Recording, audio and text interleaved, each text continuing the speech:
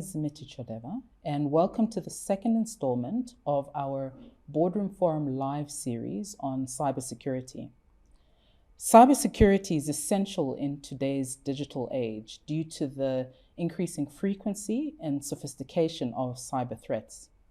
In today's episode, we'll be unpacking third-party risks, what it means, the challenges that are faced, and some practical recommendations of how to address them in different organizations. Joining me to talk to us a bit more about this today is Riyaadh Bham, a manager within PwC's cybersecurity practice. Welcome, Riyaadh. Thank you for having me, Zimiti.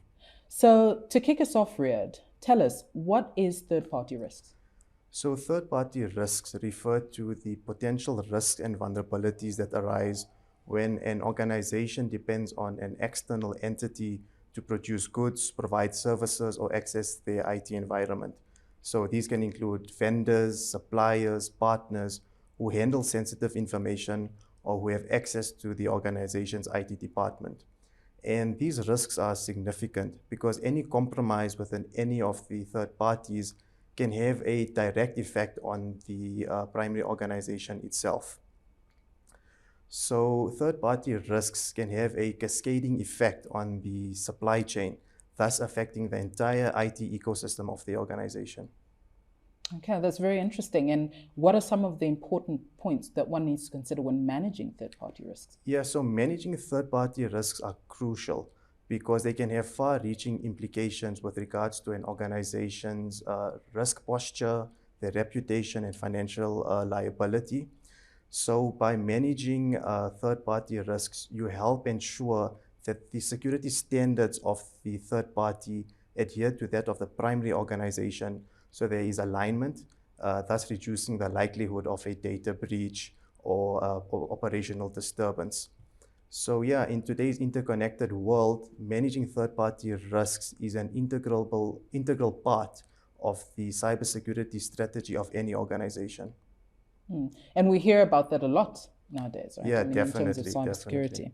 But what are some of the common challenges that organizations are facing when they manage them? Yeah, so due to the complexity and scale of third-party connections, it's difficulty to gain visibility and control over all third parties, for that matter.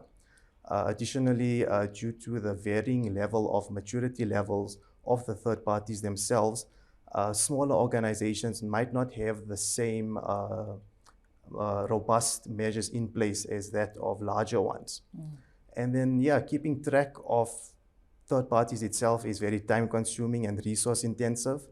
And just maintaining communication and coordination with all third parties is challenging because of the different industries and regulatory environments they find themselves in. And are there, just coming back to the point around some recommendations, I mean, I'm sure you've seen this time and time again in terms of what works and what doesn't. What are some of the recommendations that you've been able to gather would be helpful for one to take note of in terms of how they manage third-party risks? Sure. So I think a good starting point is to conduct an independent third-party security assessment. That would entail reviewing and analyzing the third party's policies, procedures, and their past performance, just to gauge their current risk profile. And I think in conjunction with that, it's about establishing clear contracts and service level agreements in order to maintain alignment with regards to the security expectations of both parties, the primary organization and the third party itself. I think thereafter, it's about regularly monitoring and auditing the third party to try and identify emerging third-party risks and addressing them in a prompt manner. And I think most importantly, it's about maintaining clear communication with the third party. So you try and address third-party risks not only in a prompt manner, but in a collaborative manner as well. So, Riyaadh, that's very helpful. And I think it sets the context quite nicely as well. But we know that so much is changing in terms of, call it tech, in the tech and digital space. I mean, it's constantly evolving. How can organizations ensure that their third-party risk management practices remain effective over time, given that so much changes? So I think organizations can adopt a continuous improvement approach This would entail updating policies and procedures on a regular basis in order to adapt to the ever-evolving cyber threat landscape. I think that performing periodic reassessments of the third-party assessment itself to try and identify emerging threats. And I think just staying informed and abreast with the current cybersecurity trends and threats, particularly regarding third parties. And I think most importantly, it's trying to foster a culture of security awareness with all stakeholders in order to contribute towards a robust and resilient cybersecurity posture. So Riyaadh, you talk about sensitive information. What would be classified as sensitive information? So sensitive information is information that has any material effect on an organization. So this could include personal identification, this can include financial information, strategic information, or anything that can negatively affect the organization itself. And it's very important to have those safeguards with regards to this information, because any infiltration or leakage with that can have a detrimental effect with regards to the organization's reputation and their security posture. I think that maintaining that is about maintaining trust with clients, therefore maintaining compliance with certain regulatory acts and so forth is imperative. Okay. Help us to also understand, Riyaadh, when it comes to solutions, what are some of the solutions to coordinate and manage the third-party risks? What can organizations be looking at? Yeah, so like I mentioned, one of the challenges is about coordinating and managing third parties. But because of the sheer volume, the sheer complexity and scale of that, it's very difficult. However, there's been leaps and strides made in the industry with providing tools in order to manage this.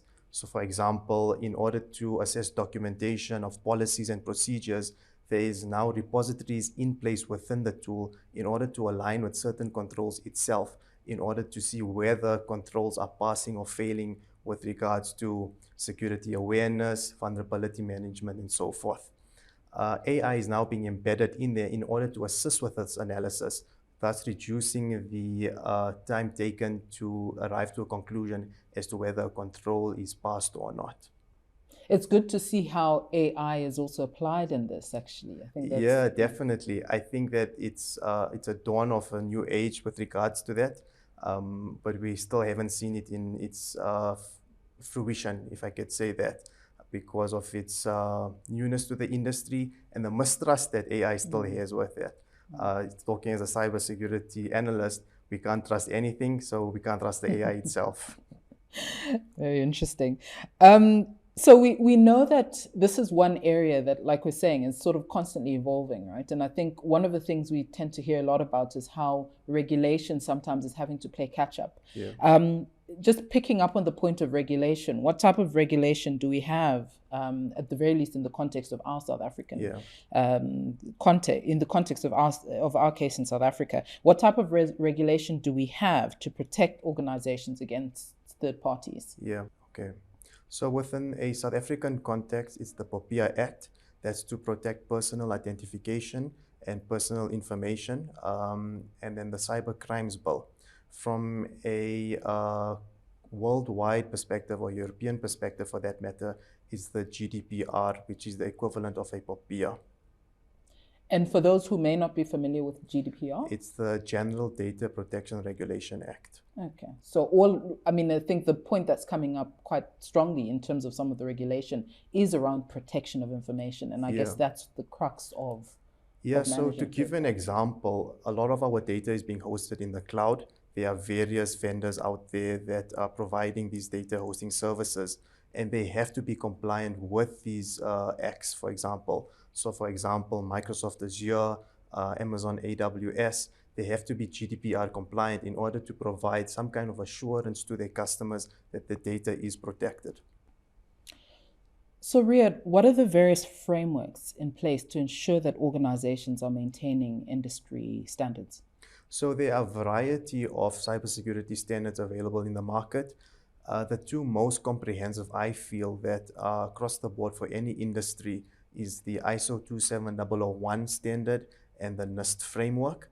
If you're looking for something specific, for example, the banking industry, I would suggest something like the FFIEC framework.